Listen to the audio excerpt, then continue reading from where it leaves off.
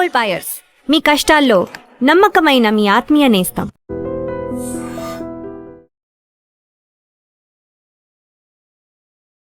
నమస్తే, welcome to I dream. నేను మీ anchor Pratyusha.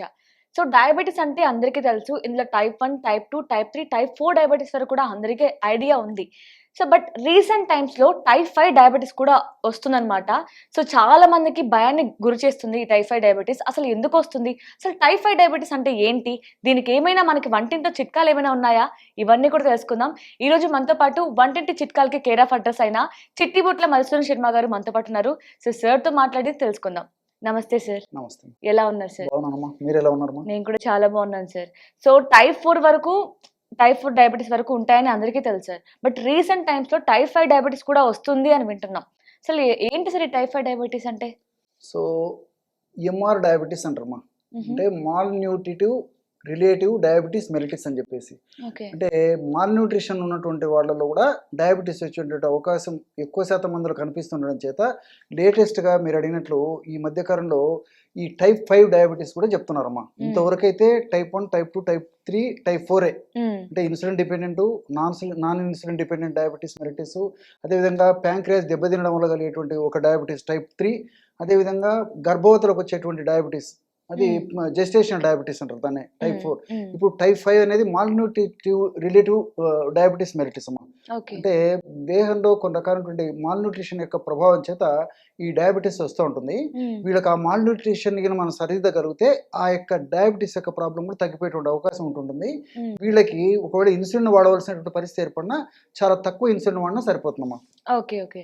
So మరి దీనికి మీరు ఎప్పుడు అన్ని అనారోగ్య సమస్యలకి వంటింటి చిట్కాలు చెప్తూ ఉంటారు. మరి టైప్ 5 డయాబెటీస్కి ఏమైనా చిట్కాలు ఉన్నాయా సార్? ఓకే, ఏ డయాబెటీస్ కన్నా ఇన్సులిన్ డిపెండెంట్ డయాబెటీస్ అయితే ఒకవేళ ఇన్సులిన్ వాడుతూ ఇప్పుడు మనం చెప్పుకోవేటువంటి ఔషధాలు వాడుకోవడం వల్ల చాలా చక్కటి ఫలితాలు కలిగేటువంటి అవకాశం ఉంటుంది. మరి ఇన్సులిన్ డిపెండెంట్ కాకుండా మిగతా డయాబెటీస్ ఏవైనా ఇప్పుడు నేను చెప్పబోయేటువంటి ఔషధం చాలా అద్భుతంగా పనిచేస్తున్నామా. దీనికి కావలసినటువంటి పదార్థాలు 4. సో వంటింటి వైద్యం అడిగారు కాబట్టి వంటింట్లో దొరికేటువంటి పదార్థాలతోనే చెప్తానమ్మా. తప్పకుండా సార్. సో మెంతులను వేయించేసేసి పౌడర్ చేసేసి ఒక 50 గ్రాములు మెంతుల పౌడర్ తీసుకోవాలి. సో మెంతుల గురించి చెప్పుకోవాలంటే దాదాపు ఇట్స్ ఓషన్ అమ్మా. షుగర్ కి దీనికి ఇంత లింక్ ఉందని చెప్పడానికి టైం కూడా సరిపోతుంది అనమాట. అంత వ్యాస్ట్ సబ్జెక్ట్ ఉంది. సో వివిధ ప్రాంతాల్లో అదేవిధంగా వివిధ దేశాల్లో జరిగినటువంటి పరిశోధనలో కూడా ఈ డయాబెటీస్ వ్యాధిని బాగా చక్కగా నియంత్రించగలిగేటువంటి అద్భుతమైనటువంటి ఔషధ గుణాలు, రసాయన తత్వాలు మెంతుల సొంతం అని చెప్పేసి కూడా తెలియజేయడం జరిగిందమ్మా. అదేవిధంగా హైదరాబాద్లో జాతీయ పోషకాహార సంస్థ వాళ్ళు కూడా అనేక సంవత్సరాలు ఈ మెంతుల పైన పరిశోధన చేసి ఈ షుగర్ వ్యాధికి చక్కగా నియంత్రణలో ఉంచదగ్గ ఔషధం ఈ మెంతులు అని చెప్పేసి కూడా చెప్పడం జరిగిందమ్మా. షుగర్ వ్యాధి రాకుండా ఉండేందుకు, వచ్చిన వ్యాధి త్వరగా నియంత్రణలో ఉండేందుకు, భవిష్యత్తులో ఇతర ఉపద్రవాలు రాకుండా ఉండేందుకు కూడా మెంతులు ప్రత్యక్షంగా పరోక్షంగా ఉపయోగపడతాయని చెప్పేసి కూడా రాకుండా ఉండేందుకు కూడా ఇది కొంతవరకు ఉపయోగపడతాయి మెంతులు. అలాంటి మెంతులను కాస్త వేయించేసేసి చూర్ణంలాగా తయారు చేసుకొని 50 గ్రామ్స్ తీసుకోవాలి. అట్లే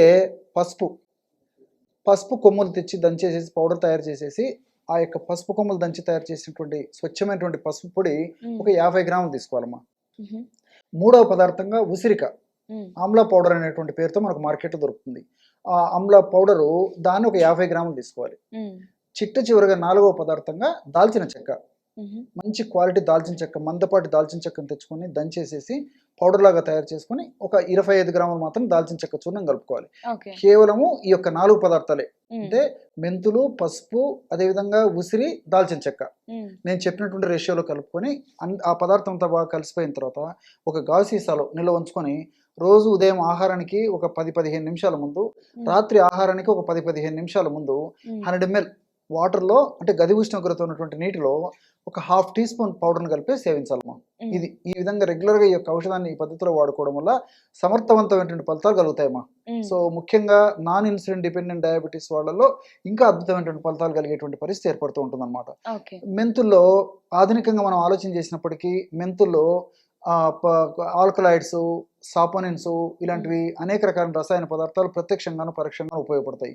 అంతేకాకుండా ఈ మెంతుల్లో ఉన్నటువంటి ఈ సాపోనిన్ అనేటువంటి రసాయన పదార్థం యొక్క ప్రత్యేక గుణం ఏంటంటే మనం తీసుకున్నటువంటి ఆహార పదార్థాల్లో ఉన్నటువంటి పిండి పదార్థాలని త్వరగా జీర్ణం చేయకుండా నిదానంగా జీర్ణం చేసేటువంటి శక్తి మెంతులకు ఉంది. ఈ సాపోనిన్స్ ముఖ్యంగా. ఓకే. అంతేకాకుండా ఈ యొక్క సాపోనిన్స్ యొక్క మరొక గుణం ఏంటంటే కొలెస్ట్రాల్ పెరగకుండా కూడా కంట్రోల్ చేస్తుంది. సో షుగర్ ఉన్నటువంటి వాళ్ళలో, షుగర్ వచ్చేటువంటి సూచన ఉన్నటువంటి వాళ్ళలో కొలెస్ట్రాల్ లెవెల్స్ విపరీతంగా పెరిగిపోతుంటాయి, చెడు కొలెస్ట్రాల్. సో ఈ చెడు కొలెస్ట్రాల్ పెరగకుండా మంచి కొలెస్ట్రాల్ పెరిగేందుకు ఈ మెంతులు ఉన్నటువంటి సాపోనిన్ అనేటువంటి రసాయన పదార్థాలు కూడా చాలా చక్కగా ఉపకరిస్తాయి. అదేవిధంగా మెంతుల్లో ఫైబర్ అనేటువంటి ఇది కూడా బాగుంటుందమ్మా. ఈ ఫైబర్ కూడా తీసుకున్న ఆహార పదార్థాలు కార్బోహైడ్రేట్స్ని త్వరగా జీర్ణం చేయకుండా, అదేవిధంగా ఫ్యాట్ను త్వరగా జీర్ణం చేయకుండా ప్రేగుల్లోనే కొద్దిసేపు ఉంచడం వల్ల త్వరగా మరి ఆ యొక్క పిండి పదార్థాలు చక్కెరగా మారకుండా ఉండేందుకు సహకరిస్తాయి అన్నమాట. ఈ విధంగా మల్టిపుల్ బెనిఫిట్స్ ఈ యొక్క మెంతుల వల్ల ఉంటాయమ్మా. అదేవిధంగా ఈ పసుపులో కుర్కుమిన్ అనేటువంటి రసాయన పదార్థం ఉంటుందన్నమాట. ఈ కుర్కుమిన్ అనేటువంటి రసాయన పదార్థము, ఇతర రసాయన పదార్థాలు ఉన్నటువంటి ఈ పసుపును వాడుకోవడం వల్ల పసుపు ఇన్సులిన్ యొక్క సెన్సిటివిటీని పెంచుతుంది అనమాట. అంటే మీరు బాగా గమనించి ఉంటారమ్మా, వివిధ కారణాల రీత్యా ఈ మధ్య కాలంలో ప్రపంచవ్యాప్తంగా కూడా షుగర్ వ్యాధి గ్రస్తులు ఏం జరుగుతుందంటే బాడీలో తగినంత ఇన్సులిన్ ఉన్నప్పటికీ సరిగ్గా పనిచేయడం లేదు. సో ఇన్సులిన్ సెన్సిటివిటీని పెంచుతుంది, అంటే రెసిస్టెన్స్ అనమాట ఇదంతా. ఈ ఇన్సులిన్ రెసిస్టెన్స్ ను తగ్గించేసి ఇన్సులిన్ సెన్సిటివిటీని ఎప్పుడైతే పెంచుతుందో అప్పుడు రక్తంలో ఉన్నటువంటి ఈ షుగర్ కణంలోకి చకచక వెళ్ళిపోతుంది, కాబట్టి రక్తంలో షుగర్ కంట్రోల్ అయిపోతుంది. సో ఈ విధంగా కూడా ఈ పసుపు ఉపయోగపడుతుంది. అంతేకాకుండా డయాబెటీస్ వ్యాధిగ్రస్తుల్లో మరి వయస్సు వచ్చిన తర్వాత కొంతకాలానికి మెదడుకు సంబంధించిన సమస్యలు వస్తుంటాయమ్మా. అంటే మతిమరుపు, ఆల్జిమర్స్ అనేటువంటి చెప్పబడేటువంటి ఒక సమస్య, పార్కిన్సన్స్ సమస్య, తర్వాత ఈ పెరాలసిస్, ఇలాంటి అనేక రకాల సమస్యలు వస్తుంటాయి అన్నమాట. సో మెదడు యొక్క ఆరోగ్యాన్ని చక్కగా కాపాడేందుకు కూడా ఈ పసుపులో కుర్కుమిన్ అనేటువంటి రసాయన పదార్థం చాలా ఉపయోగపడుతుంది. కాబట్టి మధుమేహ వ్యాధిని నియంత్రణలో ఉంచడమే కాకుండా మెదడుకు సంబంధించినటువంటి వ్యాధులు, రక్తనాళాలకు సంబంధించినటువంటి వ్యాధులు రాకుండా ఉండేందుకు కూడా ఈ యొక్క పసుపులో ఉన్నటువంటి కుర్కుమిన్ ఉపయోగపడుతున్నామా. ఇది ఒక బెనిఫిట్. మూడవ పదార్థంగా ఉసిరిక ఇన్సులిన్ ప్రొడక్షన్ కు బాగా ఉపయోగపడుతుంది. అదేవిధంగా ఇన్సులిన్ యొక్క ప్రొడక్షన్ బాగా ఉపయోగపడమే కాకుండా ఇన్సులిన్ యొక్క రెసిస్టెన్స్ తగ్గించి ఇన్సులిన్ సెన్సిటివిటీని పెంచేందుకు కూడా ఉపయోగపడుతుంది. మరొక ముఖ్యమైనటువంటి దీని యొక్క ఉపయోగం ఏంటంటే ఈ ఉసిరిలో సి విటమిన్ ఎక్కువగా ఉంటుందమ్మా. సో డయాబెటీస్ వ్యాధిగ్రస్తుల్లో సి విటమిన్ లోపం చేత చిన్న చితక వాటికే వ్యాధిగ్రస్తులు అయిపోవడము, అనేక రకాలైనటువంటి ఇతర అనారోగ్య సమస్యలు చుట్టుముట్టడం జరుగుతూ ఉంటుంది అనమాట. ఈ సి విటమిన్ ఉన్నటువంటి ఈ యొక్క ఉసిరిని మనం వాడుకోవడం వల్ల షుగర్ వ్యాధికి ఉపయోగపడమే కాకుండా బాడీలో రెసిస్టెన్స్ పవర్ను పెంచుతామా.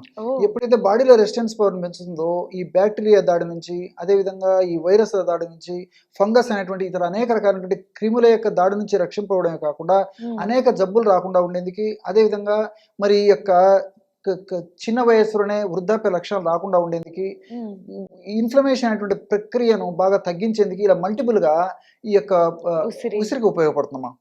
దాల్చిన చెక్క అనేటువంటి సినమాల్డిహైడ్, సినమిక్ యాసిడ్, సిసమిక్ యాసిడ్ ఇలాంటివన్నీ కూడా మరి షుగర్ వ్యాధిని చక్కగా నియంత్రించడమే కాకుండా మరి షుగర్ వ్యాధి వల్ల భవిష్యత్తులో ఇతర ఉపద్రవాలు రాకుండా కూడా ఉపయోగపడుతుందమ్మా.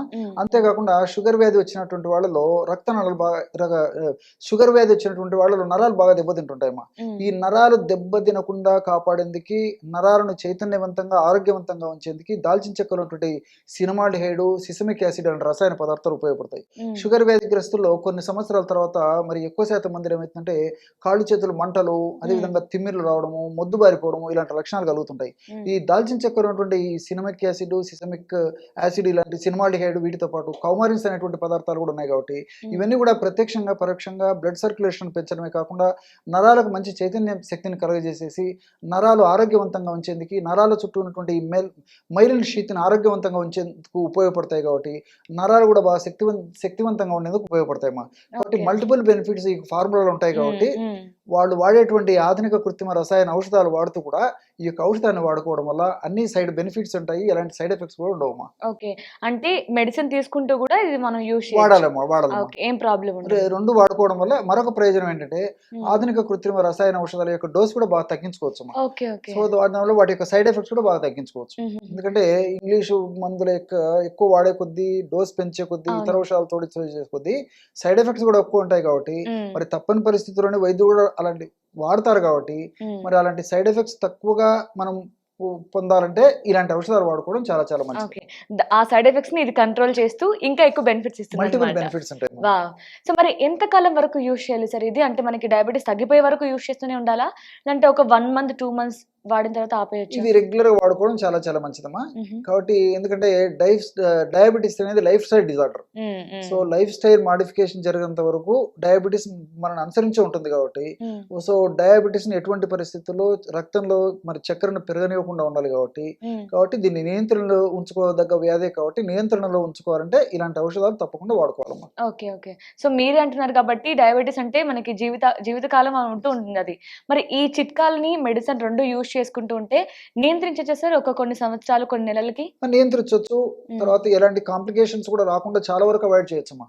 కాబట్టి ఇతరులు ఎలాంటి ఆనందకరమైనటువంటి ఆహ్లాదకరమైన జీవితాన్ని గడపగలరు, డయాబెటీస్ వ్యాధిగ్రస్తులు కూడా మనసులో ఎలాంటి కొరత లేకుండా చక్కటి జీవితాన్ని వాళ్ళు సొంతం చేసుకోవచ్చు. Nice sir. అంటే డయాబెటీస్ అంటే ఏదో భయపడిపోతూ ఉంటారు, నాకు డయాబెటీస్ ఉందని తెలియగానే మరి టైఫాయిడ్ అనే కొత్తగా వచ్చింది, దీనివల్ల ఎలాంటి ప్రాబ్లమ్స్ ఉంటాయో మాకు అని భయపడే వాళ్ళకి స్టార్టింగ్ లోనే మన వంటింట్లో ఉండే చిట్కాలతోనే ఒక మంచి పరిష్కారం చెప్పారు. Thank you so much sir. నమస్తే. సో చూసారు కదా, మీరు కూడా హాస్పిటల్స్లో ఎక్కువగా ఖర్చు పెట్టి మీరు హాస్పిటల్ చుట్టూ తిరిగే బదులు ఆ మెడిసిన్ యూజ్ చేస్తూ కూడా ఈ చిట్కాని యూజ్ చేయడం వల్ల ఏంటంటే మీకు సైడ్ ఎఫెక్ట్స్ రాకుండా ఉంటాయి. సో వచ్చే సైడ్ ఎఫెక్ట్స్ని కూడా మీరు నియంత్రించవచ్చు. సో మీకు ఏమైనా హెల్త్ ప్రాబ్లం ఉంది, సో డైరెక్ట్గా సార్తో మాట్లాడాలి, మీ డౌట్స్ని క్లియర్ చేసుకోవాలి అంటే కామెంట్ చేయండి. Thank you so much for watching. And for more videos, Please subscribe to iDream. Please subscribe to iDream. Please subscribe iDream. And please subscribe to iDream. For more videos, subscribe to iDream. please like, share and subscribe to the channel. Congratulations, iDream. Subscribe to iDream. Subscribe to iDream. So subscribe to iDream Media. iDream ki iDream team andarki huge congratulations. Please subscribe iDream Media. Please subscribe to iDream. Subscribe iDream. Please subscribe to iDream.